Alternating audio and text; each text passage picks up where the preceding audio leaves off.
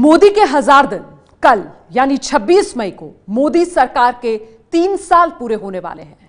हमारी विशेष पेशकश में आपका स्वागत है। मैं हूं रुमाना इसार खान। आज बात उस मुद्दे की जिस पर मोदी सबसे ज्यादा मुखर थे। बात महंगाई की करेंगे हम। मोदी महंगाई को लेकर कांग्रेस सरकार पर सबसे ज्यादा हमला बोलते थे। मोदी ने महंगाई के मोर्चे पर देश के अच्छे दिन लाने की बात की थी। आइए जानते हैं क्या मोदी महंगाई से मुक्ति दिला पाए। और सबसे बड़ी बात, तब के पीएम प्रत्याशी मोदी ने जो वादा महंगाई को लेकर किया था, क्या वो वादा आज के प्रधानमंत्री मोदी पूरा कर पाए। देश के सामने महंगाई एक सबसे बड़ी समस्या है। गरीब के घर में चूल्हा नहीं जलता है। माँ बच्चे रात रात रोते हैं, आंसू पी के सोते हैं। क्या महंगाई को रोका नहीं जा सकता? अगर अटल जी की सरकार महंगाई रोक सकती है, अगर मोरारजी भाई देसाई की सरकार महंगाई रोक सकती है, तो 2014 में भाजपा की सरकार भी महंगाई रोक सकती है। ये मैं आपको विश्वास दिलाता। साल 2014 में हिमाचल प्रदेश की इसी रैली में महंगाई का मुद्दा छेड़कर मोदी ने आम जनता की नब्ज पकड़ ली थी। मोदी ने देश में महंगाई के मोर्चे पर अच्छे दिन लाने का भरोसा दिया था। अच्छे दिन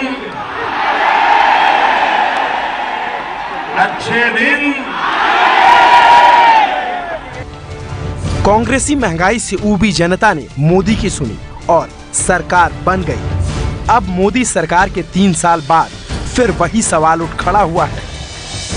क्या महंगाई के मोर्चे पर देश के अच्छे दिन आए? क्या मोदी देश को महंगाई से मुक्ति दिला पाए? क्या कभी देश के प्रधानमंत्री ने महंगाई रोक नहीं पाने के लिए एक शब्द भी बोला है? मोदी सरकार ने महंगाई कम करने के लिए क्या किया?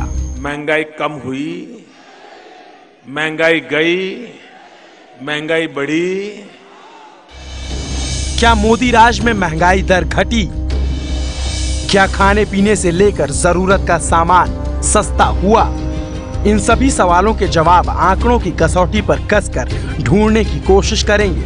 चंद मिनटों में आपको सारे सवालों के जवाब मिल जाएंगे, लेकिन उससे पहले सुनिए कि महंगाई के मोर्चे पर क्या कहती है मोदी सरकार। जो हमारे पास में जो 22 वस्तुएं हैं, जो एसेंशियल कमोडिटी एक्ट का है, जिसको हम लोग देखते हैं, उसमें कहीं दाम में वृद्धि नहीं हुई है। अब तो नतीजा ये है कि कुछ एक जो चीज़ें हैं उसको लिए जो है हमको, जैसे चीनी की बात आपने कही, चीनी का दाम यदि 42 रुपये 43 रुपये तक रहता है, तो चूँकि हमको दोनों चीज़ को देखना है, किसान को भी देखना है, इंडस्ट्रीज को भी देखना है। मोदी सरकार के खाद्य एवं आपूर्ति मंत्री मानते हैं कि महंगाई कम हुई है, लेकिन आंकड़े इसके उलट कहानी बयां करते हैं। सबसे पहले बात खाने पीने के सामान की करते हैं।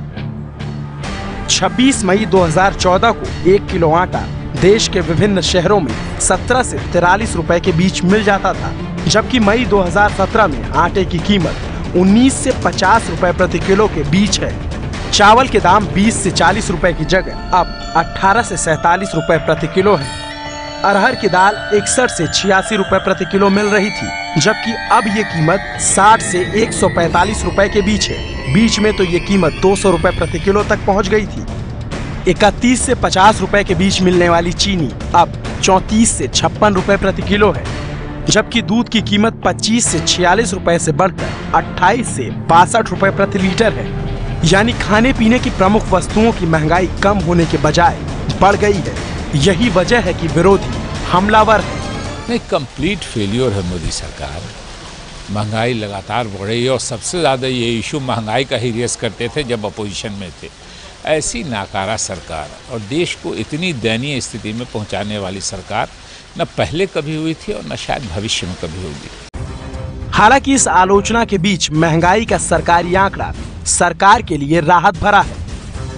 मई 2014 में खुदरा महंगाई दर 8.2% के आसपास थी, जो अप्रैल 2017 में 2.99% है। इसी तरह खाने पीने की चीजों की खुदरा महंगाई दर 8.89% से घटकर 0.61% है। सरकारी आंकड़ों में महंगाई जरूर कम नजर आती है, लेकिन जमीनी हकीकत कुछ और ही है। यही वजह है कि लोगों को वो राहत नहीं मिल पाती जो आंकड़ों में नजर आती है। आखिरकार क्या वजह है कि जब महंगाई की दर कम हो जाए और उसके बाद जब आप दुकान पर जाएं तो सामान के दाम या तो जस के तस हों या फिर बढ़े हुए दिखाई दें। इसकी वजह खुद प्रधानमंत्री नरेंद्र मोदी ने लोकसभा चुनाव के पहले यानी कि 2014 के पहले बताई थी। हमारे देश में एग्रीकल्चर प्रोडक्ट का रियल टाइम डाटा ही नहीं है। अगर आपके पास रियल टाइम डाटा नहीं है तो प्रॉब्लम क्या होता है कि हम पहले कम दाम से पल्सेस एक्सपोर्ट करते हैं। क्यों? कि भाई दाम टूट जाएंगे। बाद में ध्यान में आता है कि यार देश के पास तो पल्सेस है नहीं, तो 4 गुना दाम से मंगवा लेते हैं। अगर रियल टाइम डाटा हो तो आप तय कर सकते हो कि भाई गेहूं इतना है, इतनी रिक्वायरमेंट है। मोदी के मुताबिक रियल टाइम डाटा नहीं होने की वजह से सरकार महंगाई कम नहीं कर पाती। जो कमी पीएम उम्मीदवार के तौर पर मोदी ने बताई थी, क्या वो कमी पीएम बनने के बाद मोदी खुद दूर कर पाए हैं? क्या 3 साल बाद मोदी सरकार रियल टाइम डाटा इकट्ठा कर पाने में सक्षम हुई है? महंगाई के सबसे बड़े विलन पर 3 साल बाद मोदी सरकार की पोजीशन खुद मोदी के मंत्री से सुनिए। आंकड़े दिखाते हैं वो कुछ अलग दिखाते हैं, इसलिए मैंने आपसे देखिए आंकड़े की बात जो है थोड़ा बहुत इधर उधर जो होता है, इसलिए कि हम लोग राज्य सरकार से आंकड़े मंगाते हैं तो और हम लोग अब कोशिश कर रहे हैं कि एक थर्ड एजेंसी को रखें कि जिससे हमको सही क्या कहते हैं कि जानकारी हो सके। यानी जिस रियल टाइम डाटा के मुद्दे पर मोदी कांग्रेस सरकार को घेरा करते थे, उस रियल टाइम डाटा को जुटा पाने में अब तक उनकी खुद की सरकार भी सक्षम नहीं हो पाई है। महंगाई का सही आंकड़ा जानने के लिए सरकार 3 साल बाद भी गैर सरकारी संस्था की मदद लेने की सोच रही है। महंगाई के आंकड़ों की विश्वसनीयता हमेशा से ही संदेह के घेरे में रही है। इसकी वजह है आंकड़े जुटाने की प्रक्रिया। किसी खास प्रोत्साहन के अभाव में आंकड़े जुटाने वालों में कोई उत्साह नहीं रहता, जिससे कि सही आंकड़े सरकार तक नहीं पहुंच पाते। अब उपभोक्ता मामलात मंत्रालय 22 जरूरी चीज़ों के आंकड़े जुटाने का काम थर्ड पार्टी को सौंपने की तैयारी में है। उम्मीद की जानी चाहिए कि इससे वास्तविक समय में वास्तविक आंकड़े सरकार तक पहुंच पाएंगे। अब तक आप समझ गए होंगे कि महंगाई क्यों कम नहीं हो रही है।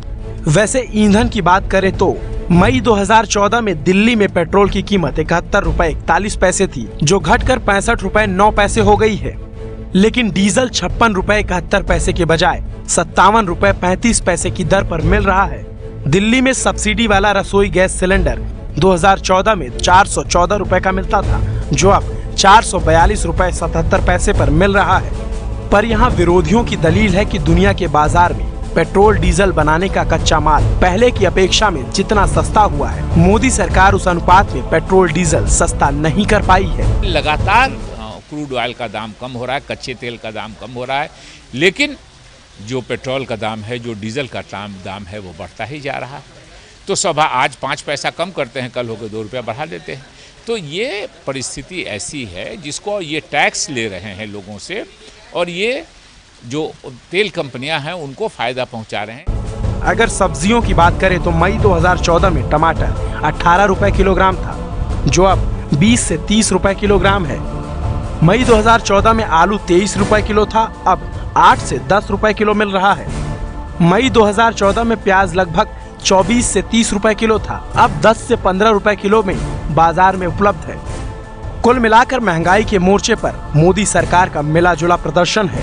कुछ चीजों के दाम घटे हैं तो कुछ के दाम बढ़े भी हैं, लेकिन महंगाई के मोर्चे पर अब भी पीएम मोदी से देश को प्रभावी और स्थायी समाधान की उम्मीद है। जमाखोरी और मुनाफाखोरी महंगाई की बड़ी वजह है, जिनसे निपटने के लिए अब भी कोई बड़ा नियम नहीं आया है।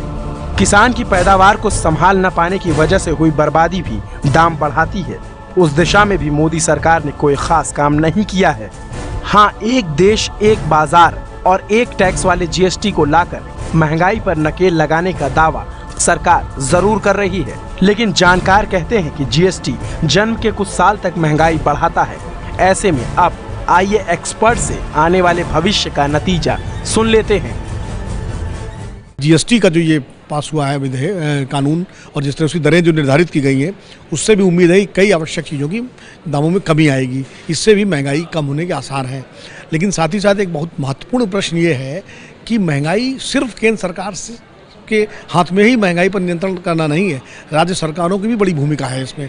तमाम सारे ऐसे कदम हैं जो राज्य सरकारों को उठाने पड़ते हैं, खासकर जमाखोरी पर लगाम लगाना, किसी चीज़ का स्टॉक ना हो सके। जीएसटी में जो फिगर्स दिए हैं इसमें कुछ चीज़ें अच्छी है, जैसे कहता है एजुकेशन और हेल्थ में उन्होंने कोई टैक्स नहीं लगाया, और लो फेयर जैसे एयर फेयर्स है उसमें भी कम है।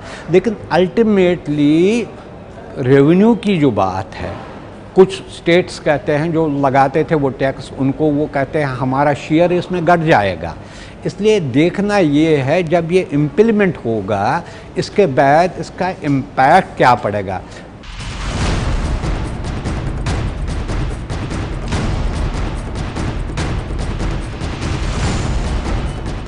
ये है एबीपी न्यूज़, आपको रखे आगे।